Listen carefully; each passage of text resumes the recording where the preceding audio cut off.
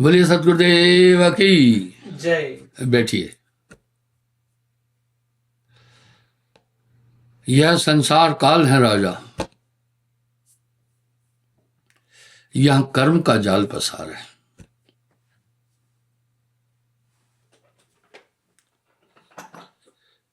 इक्कीस लोकों में सिर्फ ये मृत्यु लोक है जहां कर्म है, और कर्म की गति झीनी राई। पुण्य करत पाप बन जाई। पहले हमारे बुजुर्ग जब भी कोई बात होती थी तो कहते भैया क्या करें, कर्मों में लिखा था। इस बात पर मैं कई बार बात कर चुका हूं। पहले बनी प्रारब्ध, पाछे बनी शरीर।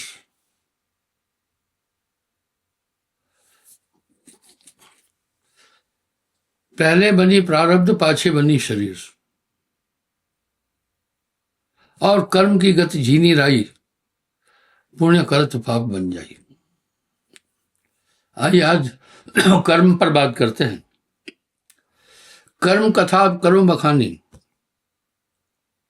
जॉन भांस अटके न पड़। कर्म फांद में जगत फंदाना, ये कर्म भूमि है। ये संसार कर्म भूमि है और कोई सभी भोग लोक है, कहीं भी कर्म नहीं होता। कैसा है कर्म की विधि, इस पर साहब कह रहे हैं, कर्म गत टारे ना है टरी, गुरु वशिष्ठ से पंडित ज्ञानी सोच के लगन धरी। अब कर्म कथा कहूं बखानी, जॉन फांस में अटके प्राणी सभी कर्मों के बंधन में है।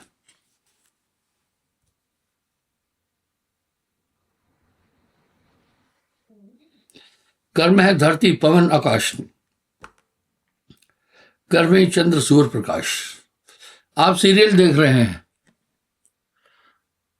आप कथाएं भी सुन रहे हैं, उसमें एक उल्लेख आ रहा है कर्म का। पर कर्म की गति झीनी रही, पुण्य करत पाप बन जाई। एक बार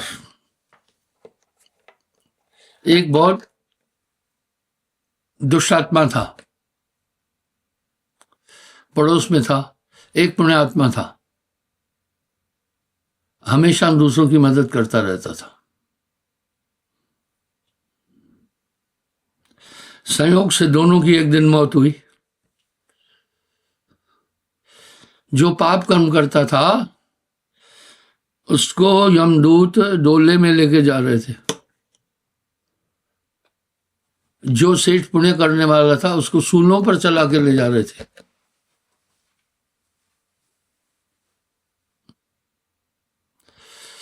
उसमें दिल ने सोचा, संसार में तो अंधेर है ही, क्या धर्मराय के यहां भी न्याय नहीं है? मैंने पूरा जीवन शुभ कर्म किए, गरीबों की मदद की, मुझे कांटों पर चला के ले जा रहे हैं, और ये दुष्ट आत्मा जिसने पाप ही पाप किए।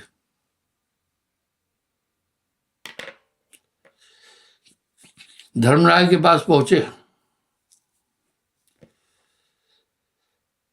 उस सेठ ने धर्मराय से प्रार्थना की। पहले वाले लोग दान पुण्य में बड़ी श्रद्धा रखते थे, कथा सत्संग होते रहते थे, भागवत कथाएं होती थी। आजकल ट्रेंड खत्म हो गया, सब स्मार्टफोन में एआई में उलझ गए।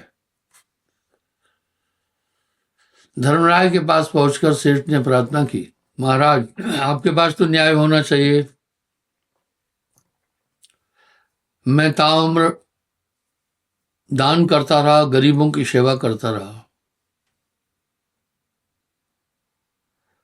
और ये दुष्टात्मा था, सबको सताता था, इसको आप डोले में ला रहे हैं, मुझे कीलों की जाल बिछी हुई उसके ऊपर से चला के ला रहे हैं, पीछे से मार रहे हैं। क्या आपके पास भी न्याय नहीं है? धर्मराज ने अपना चित्रगुप्त को कहा, भाई बही निकालो, देखो क्या मामला है।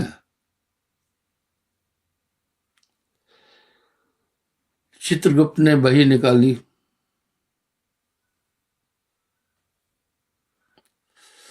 कहा, महाराज ये दान पुण्य सही में करता था, लेकिन एक बार एक भिखारी को इसने 100 रुपए दान दिए। भिखारी मछुआरा था, मछली पकड़ने वाला था। जाल टूटने के कारण वो नई जाल नहीं ले पाया। अपने परिवार का पोषण भीख से करता था। लेकिन जब इसने 100 रुपए दान दिए, उसने नई जाली ले ली। इससे बेशुमार मछलियों को मारा गया। इसके कारण इसे हजारों साल नरक में रहना है। यहां भी देखिए दस्तूर है, जो आतंकवादी को दिशा देता है उस पर भी कार्रवाई होती है, जो शेल्टर दे रहा है उस पर भी कार्रवाई होती है, जो फंडिंग कर रहा है उस पर भी एक्ट लगता है, जो हथियार दे रहा है उसको भी, उस पर भी कानून। उसके बाद जो उसको गाइड कर रहा है उस पर भी। बोला, भाई सेठ समझ में आ गया क्या? बोला, ये दुष्ट आत्मा को क्या बात है, इतने साल स्वर्ग में जाएगा? बोला, हाँ, इसने एक महात्मा को निष्काम भाव से भोजन खिलाया था, उसके कारण इसे 100 साल स्वर्ग में रहना। यहां साहब ने एक बात बड़ी साफ कह दी है, पात्र कुपात्र विचार कर तब दीजिए तह दान, देंदा लेंदा सुख लहे कभी नहीं हो हान। और इसी बात को साहब ने दूसरे शब्दों में कहा, गुरबिन दान जो देते हैं, गुरबिन लेते नाम, गुरबिन दान हराम है बूझो वेद पुराण।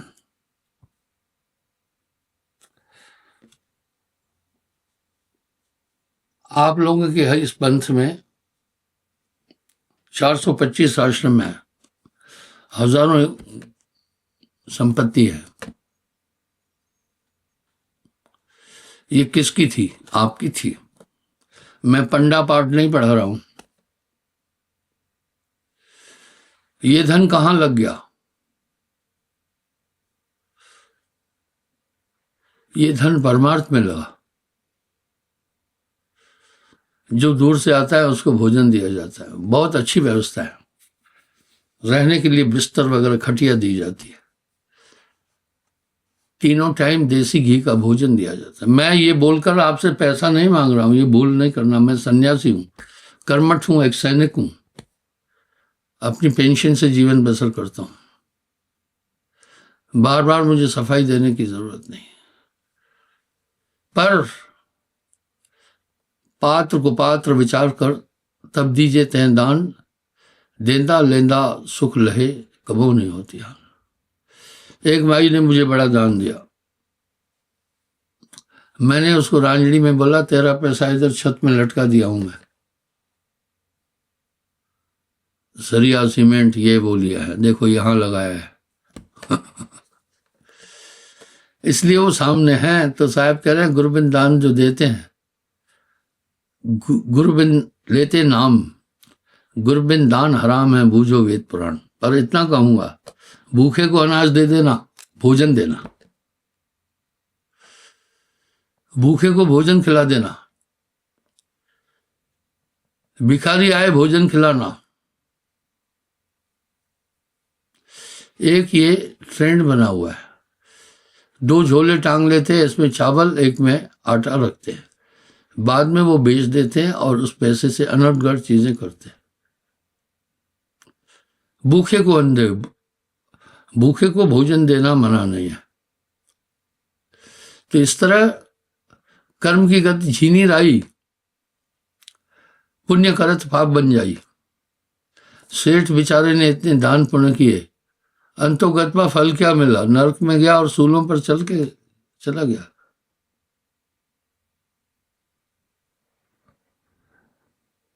चारों खान कर्म अधिकाई, चारों खाने मिल कर्म चढ़ाई।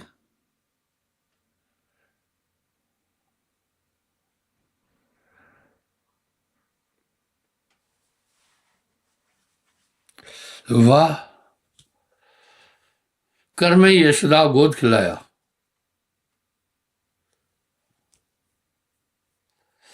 ये कर्म था, कर्म ही थे वन गऊ चराया।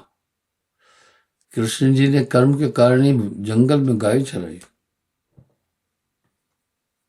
कौशल्या तब कर्म जो करिया, कारण कर्म राम अवतरिया।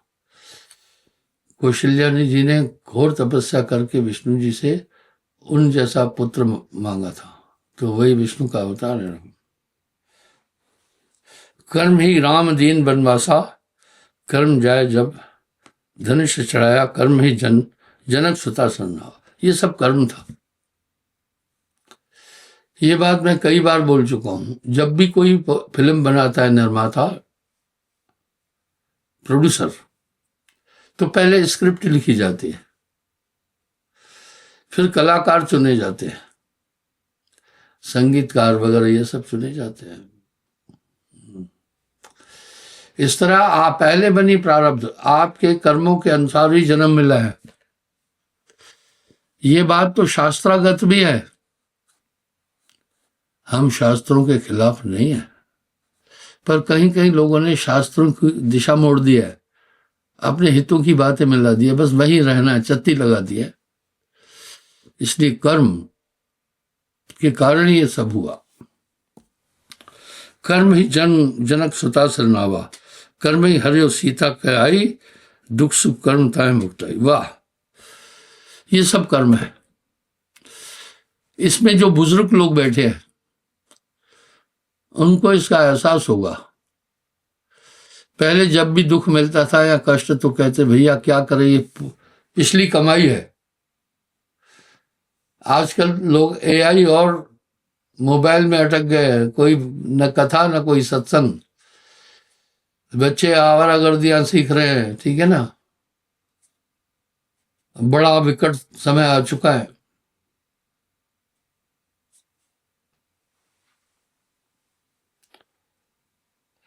कर्म रेखते कोई न मुक्ता, लक्ष्मण राम कर्म फल भुगता। देखा, इसलिए भाइयों सोच करके काम करना।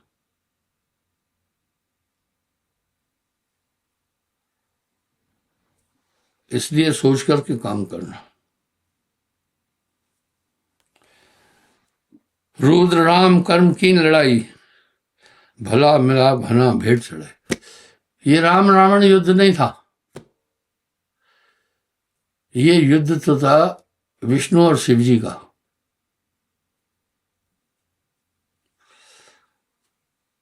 जो रावण के पास शक्तियां थी सब वो शिव जी की थी। भाई साहब बात है, अभी ईरान जो लड़ रहा है उसके पास जो ताकतें और जो टेक्नोलॉजी है पूरा चाइना और रूस की है। इस तरह रावण के पास जो भी शक्ति थी वो सब शिव जी की थी, और राम जी विष्णु के अवतार थे। मामला बड़ा गंभीर था, तो साहब यही कह रहे हैं, रुद्र राम कर्म की लड़ाई। रुद्र शिव जी को कहते।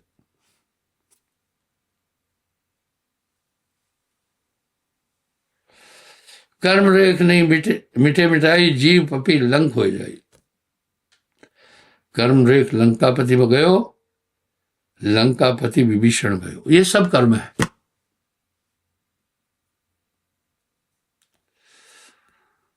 यह इसलिए आपको अनिष्ट कर्मों के लिए मना किया। अगर आप इस 7 नियमों को अपना रहे हैं तो कोई भी बुरा कर्म आप कर नहीं सकते।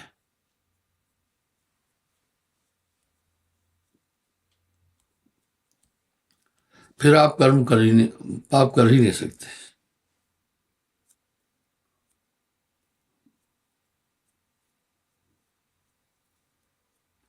कर्म रेख सबही पे छा जा, कहाँ राम कहाँ रावण राजा। वाह!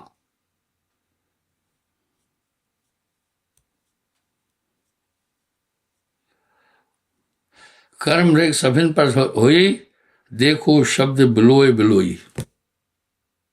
अब संत क्या कह रहे हैं? ऐसे राम जी जैसे पूतों को कर्म का फल भोगना पड़ा, फिर कर्म फांस में जगत फंदाना, कर्म कैसे कटेंगे? कर्म ऐसे नहीं कटेंगे।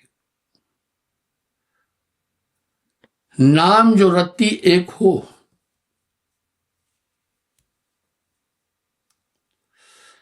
नाम जो रत्ती एक हो, पाप जो कोटि हजार, सभे जार के छार करे, जैसे चिंगी आग की पड़ी पुरानी घास। सीधी बात है कि नाम कर्मों को काट देता है,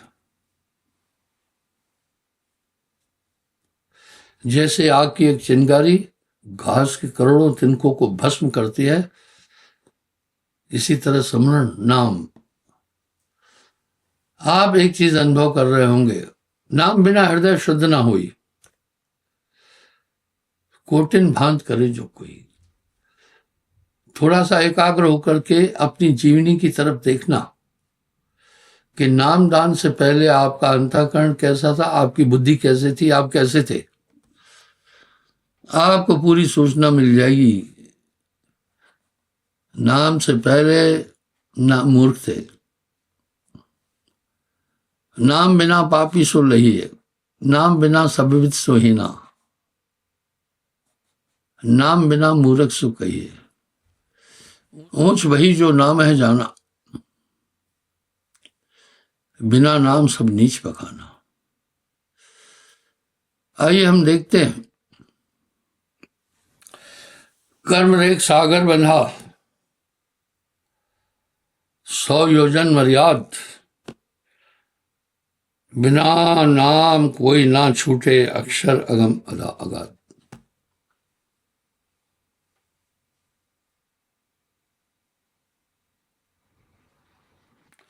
कर्म रेख बंधा सब कोई, सब बंधे हुए हैं।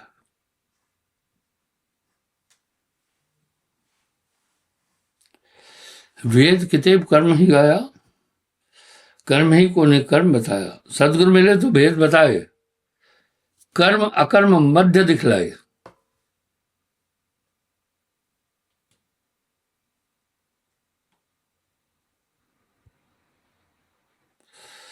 सो निकर्म अकर्म न होई, अक्षर सागर निर्भय बाणी, अक्षर कर्म सबन पर जाने। गोरख भरतरी गोपी चंदा, कर्म फान सभे पुनपंदा। वाह! को कहे वेद झूठा, वो झूठा जो वेद न विचारा। धर्मशास्त्रों का अपमान करना बेवकूफी है। उनमें से सार निकाल दो ना।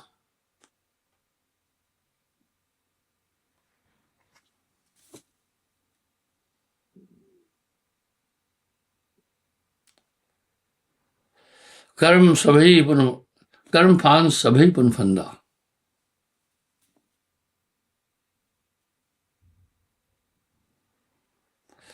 सौ और 7 14 21 ब्रह्मांड के 84 भेसा। कर्म फांस तहमा लग राखा, जह लग वेद व्यास कुछ भागा। हम कर्म के क्षेत्र को देखते हैं, कर्म होता कैसे है। पाप पुण्य यह दोनों बेड़ी, एक लोहा एक कंचन केरी। आत्मा कर्म अकर्म दोनों से परे है। कर्म के विभाग और क्षेत्र के विषय में बात करूंगा, ध्यान से सुनना। जब भी मनुष्य कोई कर्म करता है पहले संकल्प उठता है। संकल्प हमारी आत्मा में नहीं है। आत्मा संकल्प विकल्प दोनों से परे है।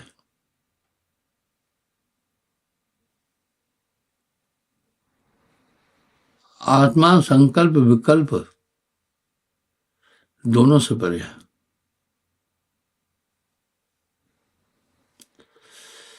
वो संकल्प की किरणें मस्तिष्क में आती है। आत्मा मन बुद्धि चित्त अहंकार से भी परे है। फिर बुद्धि संदेश देती है इंद्रियों को, इंद्रियां काम करने लगती है। अब इसमें आत्मा कहां फंसी?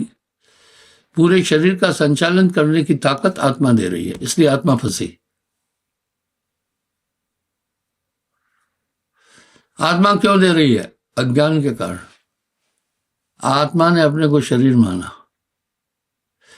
यही उत्तरकांड में गोस्वामी जी कह रहे हैं, जबते जीव भयो संसारी, छूट न ग्रंथ न होए सुखारी। कर्मों का संबंध हमारी आत्मा से नहीं है। जीव पड़ा बहु लूट में, ना कछ लेन न देन कबीरा, ना कछ लेन न देन। आत्मा अपने में संतुष्ट है। कर्म क्षेत्र इंद्रियों के द्वारा संचालित होता है और इसका डायरेक्शन मन देता है। मन बुद्धि चित्त अहंकार। और शरीर हमारा पंच भौतिक तत्वों से बना है, जल अग्नि पृथ्वी वायु आकाश। इस तरह पूरा खेला ये माया है, इसके बीच ये फंसा है। इतना तो सब अपरोक्ष रूप से परोक्ष रूप से अपरोक्ष रूप से जानते हैं, तो भी वही सब किए जा रहे हैं, ठीक वैसे ही किए जा रहे हैं। आप ये मत सोचना नशा करने वाला नहीं जानता है कि इससे क्या नुकसान है। आपसे बेहतर जानता है, क्योंकि जो नुकसान हुआ है उसको वो देख रहा है अंदर। वो देख रहा है मेरी कार्य क्षमता रुक गई है, मैं कोई कार्य ही नहीं कर पा रहा हूं, मेरी शक्ति का हनन हो चुका है। वो ये भी जानता है कि मैं धीरे धीरे मौत की तरफ बढ़ रहा हूं, फिर भी क्यों कर रहा है? आदत हो चुकी है। इस तरह आत्मा चार अंतःकरण के संग खराब, जैसे नीच प्रसंग थे ब्राह्मण पिए शराब। तो आत्मदेव इसमें उलझा हुआ है। यहां एक सटीक शब्द साहब कह रहे हैं, जीव पड़ा वह लूट में, ना कछ लेन न देन कबीरा, ना कछ लेन न देन। इसलिए आप सोचना, विचार करना, विवेक करना। आत्मदेव जो है वो इन सब चीजों से परे है। आपके शरीर में जो शुद्ध चेतना है वो आत्मा है। इसलिए हमारे यहाँ सुरत योग बोल रहे हैं कि इस ध्यान को एकाग्र करना। ध्यान विचलित किससे हो रहा है? मन के संकल्प से, इच्छाओं से, इंद्रियों के कारण से। वाह, जड़ चेतन ग्रंथ पड़ गई, यद्यपि मिथ्यात् छूटत कठिनाई। इस तरह आत्मा बुरी तरह बंधी है। कुछ तो मुक्ति का जतन कर लो। किसी कमरे में लाइट फिटिंग है, बटन है, बल्ब लगे है, पर आदमी अंदर क्या अंधेरा है उसको नहीं पता है कि इसमें रोशनी है। वो ठोकरे खा रहा है। बाहर से कोई इतना बता दे, अंदर दरवाजे के बाईं तरफ एक बोर्ड है बिजली का जिसमें स्विच है, इन स्विचों में से एक को ऑन करना तो कमरे में रोशनी हो गई। देखा, रोशनी तो उसमें थी, बताने वाले ने जैसे भेद बताया, रोशनी हो गई। इस तरह सब कुछ इस काया में भरा पड़ा है। सदगुरु सैन, जब एक पूर्ण गुरु का इशारा मिलता है, ये शक्तियां जाग जाती हैं। रिजल्ट आपके सामने है। आप में ज्ञान आ गया, आप में विचार आ गया, आप में विवेक आ गया, आप में क्षमा आ गई। आप किसी जीव को मार नहीं रहे, आप ठगी नहीं कर रहे, आप बेईमानी नहीं कर रहे, आप तो साधु हैं। तभी तो साहब वाणी में कह रहे हैं, काग पलट हंसा कर दीना, ऐसा नाम साहब जी।